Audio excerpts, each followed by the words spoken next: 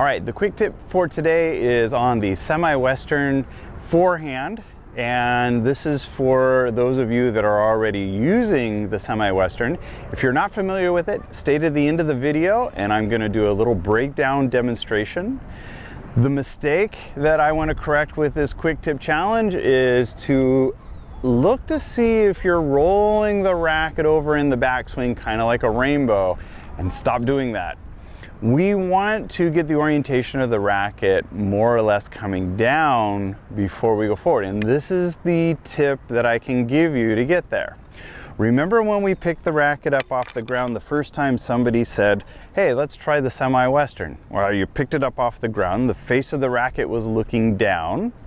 Well, the mistake that we make again is rolling that racket back. Instead, I'm going to tell you, let's look and pay attention to our elbow. And as we've got the racket back, we're going to drop the elbow. I'm going to drop the elbow. When we do that, when I drop the elbow back, it brought the racket face down. It kept me compact.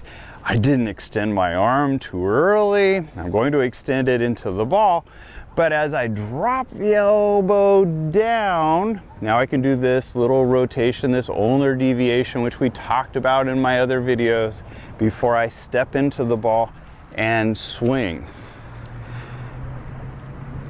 Give that a shot. See if you can find that by bringing the racket down, by dropping your elbow, ulnar deviation and swing. That is your tip, that is your challenge. And see if that improves your forehand.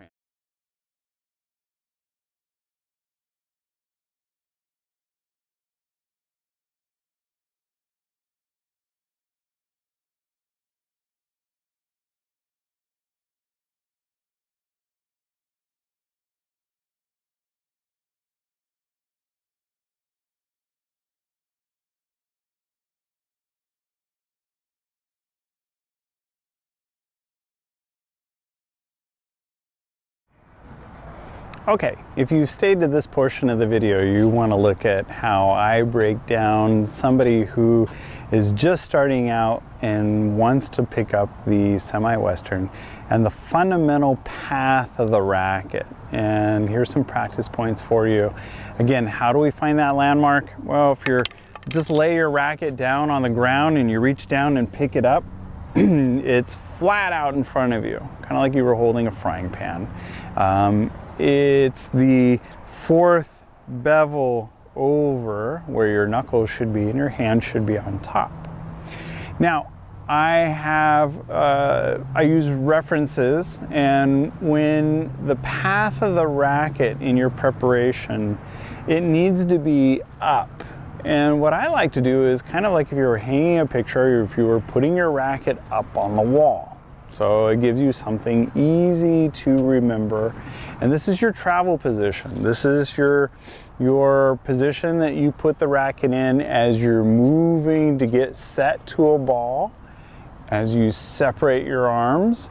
And then what we talked about in the beginning of the video was about dropping that elbow down. And you saw the example with Kei Nishikori, you saw the example with Nadal and how they use that. And what we're trying to avoid is extending the arm in the back swing too far, too early.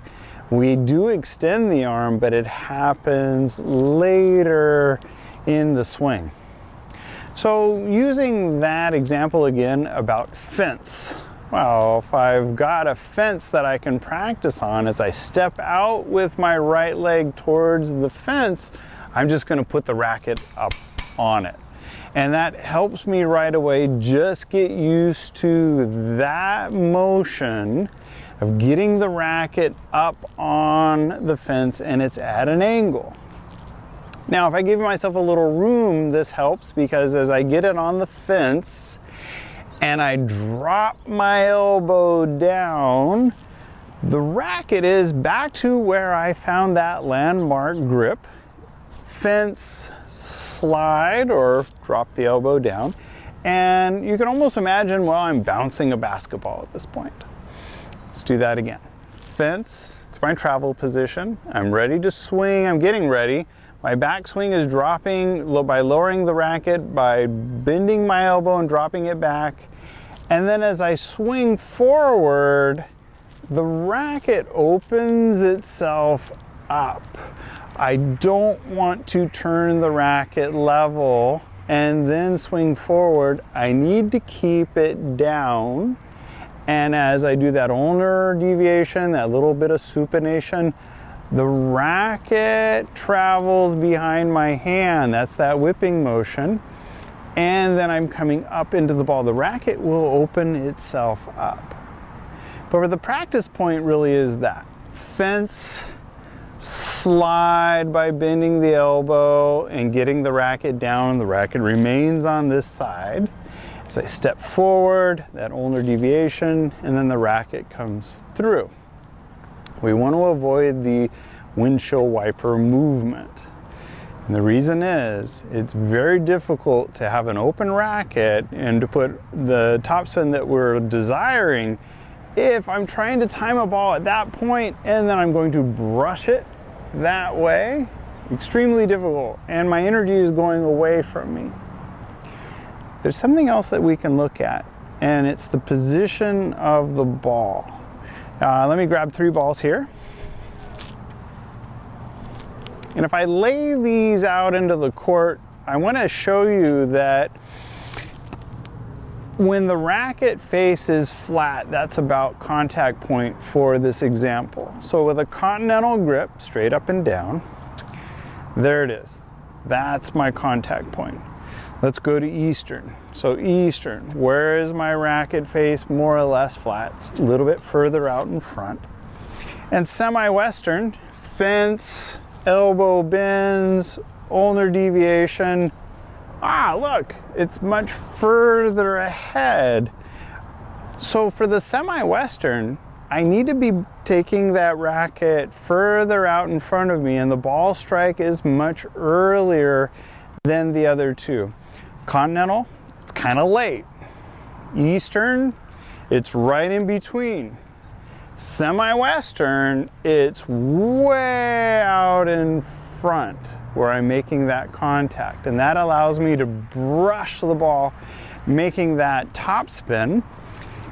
And the Semi-Western, we also need to consider, am I getting the depth? And the depth comes with height. If I'm hitting the ball high, I'm going to get depth, because it isn't a ball that I'm hitting with a tremendous amount of velocity as I am hitting it with a tremendous amount of spin. That's the reason that we use it. Its primary reason is to get that ball to kick when it hits the ground.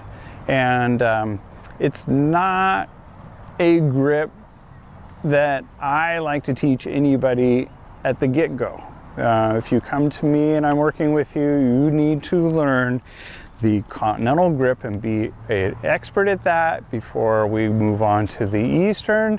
And last is the Semi-Western. So I caution anybody who suddenly is at the back of the court and they're not efficient with the other grips, and they're already being told, hey, pick up that racket off the ground and then let's try some Semi-Western swings. There's another way you can look at it. Well, think of it as in percentages. The Continental Grip, this is your backup. I teach this as your backup. It's your control shots, it's your overhead, it's your serve, it's your volleys. Its percentage is higher in success shots. Any of those shots are going to be a higher percentage if you're using that grip. We go to the Eastern. Everything can be done with the Eastern the same way. However, the percentage of your errors goes up. Now if we're using Semi-Western, and if you're a new beginner player and you've only been taught Semi-Western, your volleys are going to be really difficult. It's going to be hard to get down here for low balls. Your serve is going to be really inconsistent, and there's going to be balls sliding off or hitting downward. The list of what the Semi-Western can do gets short compared to the Eastern, which is a little bit longer compared to the Continental, which is longest in its capability. We seem to gravitate towards the extremes, which looks fun. But to stay in the game, it's really important to have more than just one grip to use in one point. That's an important thing to learn. We have too many players that just want to hit hard, hit hard, hit hard. Give them a softball, draw them up to the net, and they really don't know what to do. So if you're using the semi-western and you are struggling with it, maybe try my technique of dropping that elbow. Look at the videos of the pros and start noticing that. Look at where the extension in the arm comes from. It's not so early, it's a little bit later, and quite possibly that could help you. If you're a beginner, I'd caution you to use this just yet. You will get there, and it's a fun grip to use, but it's not to your benefit to go and start using it right away without being well-rounded with the Continental and the Eastern grip. And that's my point of view with the grips. Well, I hope this helps. Thank you for watching the video. Hit that like button and that subscribe button for me. If you comment, ask me questions. I love to discuss kind of how I redefine these shots and these swings and these grips and the philosophy around the game. So thank you for watching the video, and again, I hope this is helpful for you.